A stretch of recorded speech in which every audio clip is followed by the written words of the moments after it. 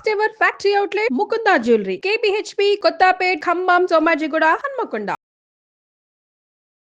నమస్కారం, మీరు చూస్తున్న సుమన్ టీవీ. నేను మీ కీర్తి. నాతో పాటు ప్రముఖ ఆధ్యాత్మికవేత్త అనంత లక్ష్మి అమ్మగారు ఉన్నారు.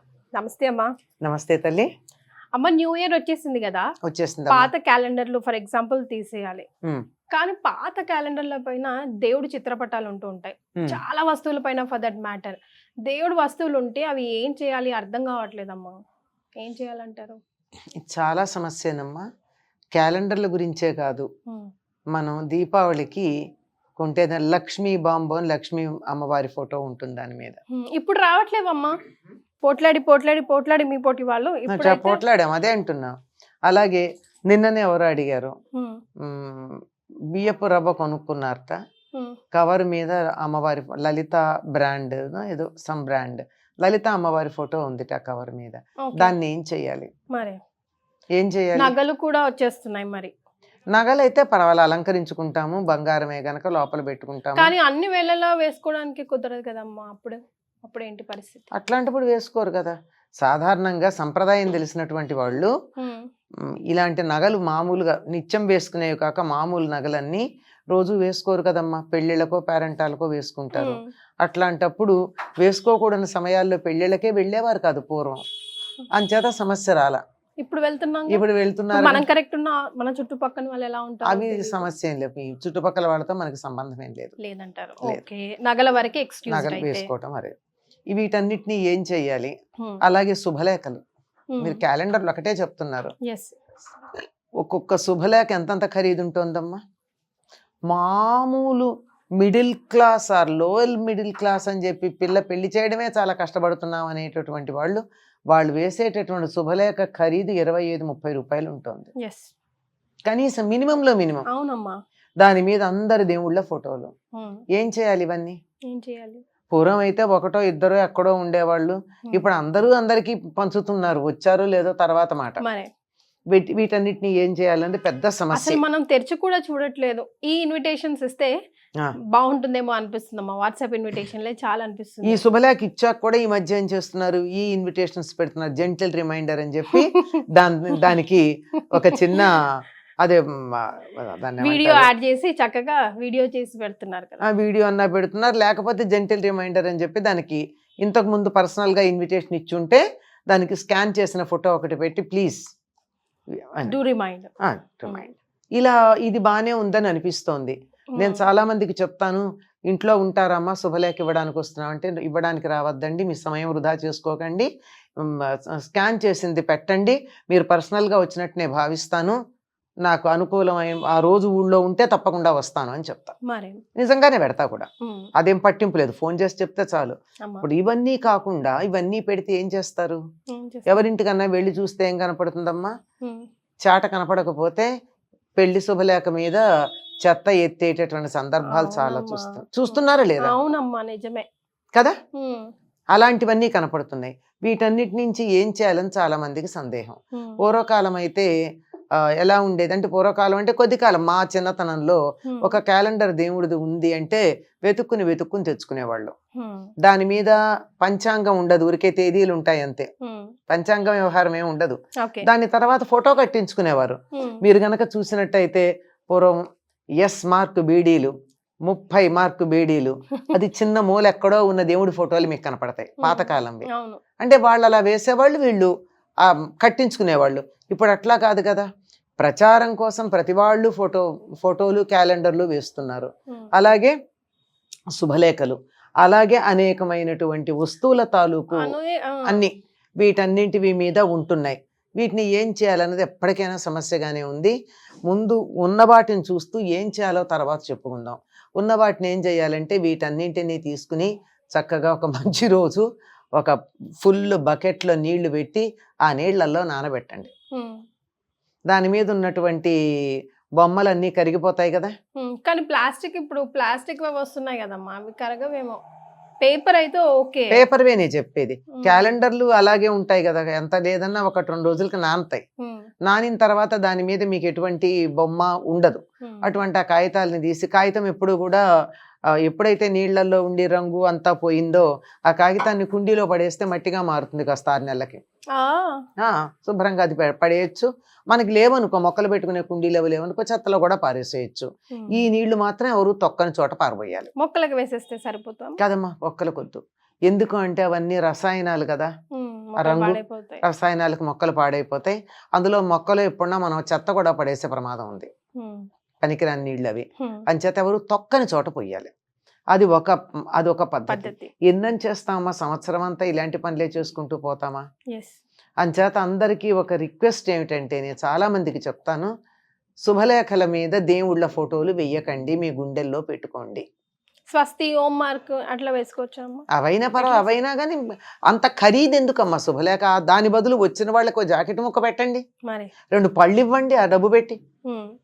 మీరు ఇచ్చిన కార్డును చూసి వస్తారా, మీ మీద ప్రేమతో వస్తారా? కరెక్ట్. 25-30 రూపాయలు ఒక్క కార్డు, ఒక ఇన్విటేషన్కి పెట్టే బదులు మీరు 25-30 మినిమం చెప్తున్నాను నేను. కొన్ని ఇన్విటేషన్స్ అయితే 150-200-300 రూపాయల ఇన్విటేషన్స్ కూడా నా దగ్గర ఉన్నాయి, ఇచ్చినటువంటి వాళ్ళవి. కనీసం మనం ఓపెన్ చేసి కూడా చూడమమ్మా, టైం, డేట్, వెన్యూ తెలిస్తే సరిపోతుంది. అది ఎలాగో మళ్ళీ లొకేషన్ పెట్టండి అని అడుగుతాము. ఇవన్నీ సరిపోతాయి. ఇప్పుడు మేము అంటే పుస్తకాలు చదివే అలవాటు ఉన్న వాళ్ళం ఏం చేస్తామంటే, మేము చక్కగా కత్తెర తీసుకుని పెళ్ళి అయిపోయిన తర్వాత దాన్ని దేవుడి ఫోటోల వరకు కట్ చేసి బుక్ మార్క్స్ గా పెట్టుకుంటాం. అంతవరకు, మొత్తం అంతా కాదు. ఎంత ఏదో వెంకటేశ్వర స్వామి ఫోటో పెడతాడు, అది కూడా వెంకటేశ్వర స్వామి ఫోటో మామూలుగా పెట్టరు కదా, గోల్డెన్ కలర్ పెడుతూ ఉంటారు, కొంచెం ఉబ్బెత్తుగా కూడా ఉంటాయి. బాగానే ఉంటుంది బుక్ మార్క్ గా. మన రామాయణం చదువుకుంటేనో మరొకటి చదువుతేనో బుక్ మార్క్ గా. ఇవన్నీ ఇలా కట్టలో ఒక చిన్న అట్టపెట్టెలో పెట్టేసి, ఇలాంటివన్నీ పుస్తకం చదువుతున్నప్పుడల్లా ఒక్కొక్క పుస్తకంలో ఒక్కొక్క బుక్ మార్క్ గా వాడతాం. కానీ ఎన్నని వాడతాం, అది కూడా ఎన్నని వాడతాం. అందుకని పిల్లలకి ఇచ్చి వాళ్ళతో కూడా చేయించి, ఇది జాగ్రత్త, ఇప్పుడు చింపకండి, దీన్ని పుస్తకాన్ని ఇలా ఎంగిల్ చేతులతో తీయకండి, దీన్ని ఇలా ముట్టుకోకండి, గుర్తుపెట్టుకోవడానికి ఇది ఉంటాయి. పుస్తకాన్ని ఎప్పుడు కూడా మడవడం, దాంట్లో అండర్లైన్ చేయడం, నోట్సులు రాయడం, ఇవన్నీ ఎందుకో నాకు అగౌరవపరిచినట్టు అనిపిస్తుంది. ఇప్పుడు మార్క్ చేసుకోవాలంటే తప్పు ఉందంటే కరెక్ట్ చేసుకోవచ్చు, లేదా చాలా క్లిష్టమైన పదం నేను మర్చిపోతానేమో అని అనుమానం ఉంటే దాన్ని పక్కన సన్నగా మార్జిన్లో పెన్సిల్తో రాసుకోవచ్చు. కానీ అండర్లైన్ చేసి, కొట్టేసి, ఇది చేసి పేజీలు మడిచిపెట్టి ఏమిటో పుస్తకాన్ని సరస్వతీదేవిని అవమానపరిచినట్టు అనిపిస్తుంది నా ప్రాణానికి. నేను చేయనా పని నీట్ గానే పెట్టుకుంటాం. ఇప్పుడు ప్లాస్టిక్ వి కూడా అతక పెడతారు కదమ్మా, అవన్నీ నీళ్ళలో నిమజ్జనం చేస్తే దాచిపెట్టి, ఎక్కడ ప్లాస్టిక్ ఉబ్బుగా ప్లాస్టిక్ బిల్లల్లాగా లాకెట్స్ లాగా చేసి ఇప్పుడు పెళ్లి పత్రికలకి స్టిక్ చేస్తూ ఉంటారు, మరి వాటి సంగతి అంటున్నా. అవి నీళ్లలో నానవుగా, నీళ్లలో వేసినా ఇదే ఉంటాయి. నేను ఒకళ్ళ ఇంట్లో చూసాను, చిన్నవి వినాయకుడివి ఇంత ఉబ్బెత్తుగా బిళ్ళల్లాగా ఉన్నాయి, అవి నీళ్లలో నానవు. వాళ్ళు అలాంటి బిళ్ళలన్నీ తీసి ఏం చేశారంటే ఇలా వరుసగా ఒక దారాన్ని గుచ్చి గుమ్మానికి ఇలా వేలాడదీశారు, కట్ చేసి. అంటే ఉంటే అలా చెయ్యొచ్చు, కానీ అంత శ్రద్ధ, అంత ఓపిక, అంత తీరిక. ఇప్పుడు ఉద్యోగాలు చేస్తే మీలాంటి అమ్మాయిలకు కానీ నాలాగా వీధుల పట్టుకు తిరిగేటటువంటి అలాంటి దానికి కానీ ఒకప్పుడు ఉండేదేమో, కానీ తిరిగి ఇప్పుడు ఉండదు కదా. దాన్ని అలా పడేయాలంటే ప్రాణం సూరమంటుంది. ఆ పేపర్ల దగ్గర చూస్తే ఇంతంత కట్టలు ఇన్విటేషన్స్ ఉంటాయి. దయచేసి నేను అందరికీ రిక్వెస్ట్ చేసేది ఏంటంటే, చూసేవాళ్ళు ఎవరైనా ఉంటే వీలైనంత వరకు మీ బ్రాండ్స్ దేవుళ్ళ ఫోటోలు వేయకండి. మీ దేవుళ్ళ ఫోటోలు మీ గుండెల్లో పెట్టుకోండి. కావాలంటే ఇంత విడిగా ఇవ్వండి, ఇష్టమైన వాళ్ళు తీసుకుంటారు, లేని వాళ్ళు లేదు. మీరు ఎవరినన్నా చూసారమ్మా జీసస్ ఫోటో వేసినటువంటి ఒక బ్రాండ్ వస్తువు ఎవరైనా క్రిస్టియన్స్ వేయగా చూసారా? వాళ్ళ నుంచి అవి ఎందుకు నేర్చుకోమనం?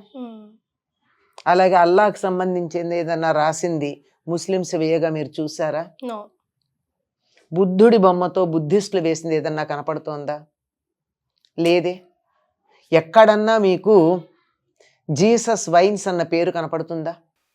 మనకి గణేష్ వైన్స్ కనపడుతుంది కావాలంటే, వెంకటేశ్వర వైన్స్ కనపడతాయి కదా. కనీసం పీటర్ మటన్ షాప్ అన్నది కనపడిందా మీకు? మన కనకదుర్గ మటన్ షాప్ కనపడుతుంది, గణేష్ వైన్స్ కనపడతాయి. దేవుడిని మనం చాలా ఆత్మీయంగా చూసుకున్న అప్నాపన్ అంటారు, owning him, it's okay. But ఎంత ఓన్ చేసుకున్నా you can't do that blasphemy అంటారు. అలా దేవుడి పట్ల అపచారం చేయకూడదు. దేవుడి పేరు చెప్పి ఏదైతే మనం పనికిరాని అనుకుంటున్నామో తప్పనిసరి సామాజిక తప్పిదాలవన్నీ, అటువంటి వాటికి దేవుడి పేరు ఎందుకు పెట్టుకుంటాం? మీరు ఎక్కడన్నా చూసారా? ఒక్కటి నేను అడుగుతున్నాను. లేదమ్మా, నిజమే. మీరు అంటుంటే ఆలోచిస్తుంటే నిజమే కదా. లేదు, మనం ఎందుకు చేస్తున్నాం? నాట్ ఈవెన్ ఇన్ ఫారెన్స్, ఎక్కడ ఏ దేశాల్లో లేవు, ఏమీ ఉండవు. రకరకాల పేర్లు పెట్టుకుంటారు, అంతేగాని వాళ్ళకి ఇష్టమైనటువంటి దేవుడి పేరుని అలా దుర్వినియోగం చేయరు. మనం అక్కడ చేస్తున్నాం. నీకు నిజంగా దేవుడి మీద ఇష్టం ఉన్నట్టయితే నీ గుండెల్లో పెట్టుకో.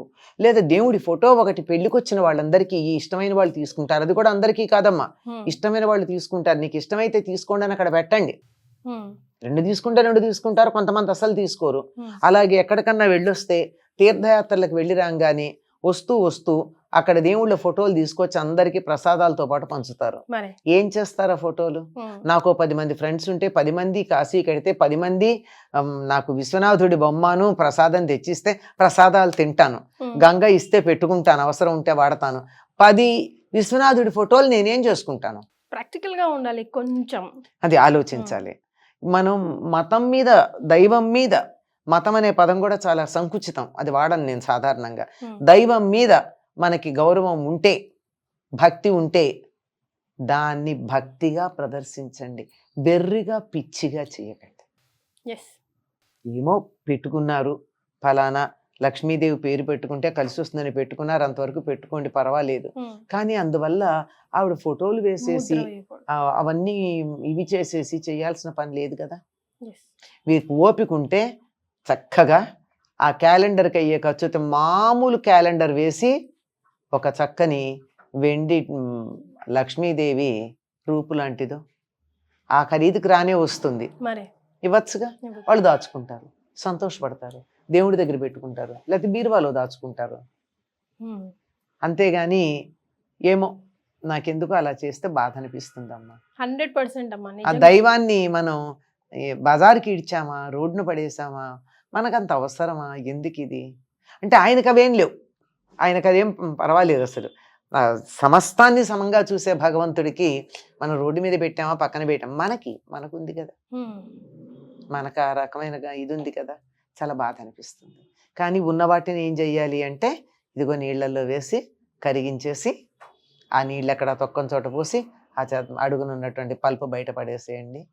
లేదా ఓపిక ఉన్నటువంటి వాళ్ళు బుక్ మార్క్స్ గా కట్ చేసి, అప్పుడు కొద్దిగా ఉండేవి గనక చేసేవాళ్ళం. ఇప్పుడు రోజుకు 100 వస్తూ ఉంటే ఏం చేస్తాం? చేయగలిగినంత చేస్తాం, లేనటువంటి వాటిని అక్కడ పెట్టుకుంటాం. విన్నారు కదా అమ్మ చెప్పింది, కాస్త ఆలోచించండి. మీరు విన్నది, నేర్చుకుంది అమ్మ ద్వారా, ఈ వీడియో ద్వారా 10 మందికి షేర్ చేయండి. చాలా సంతోషం అమ్మ, ధన్యవాదాలు.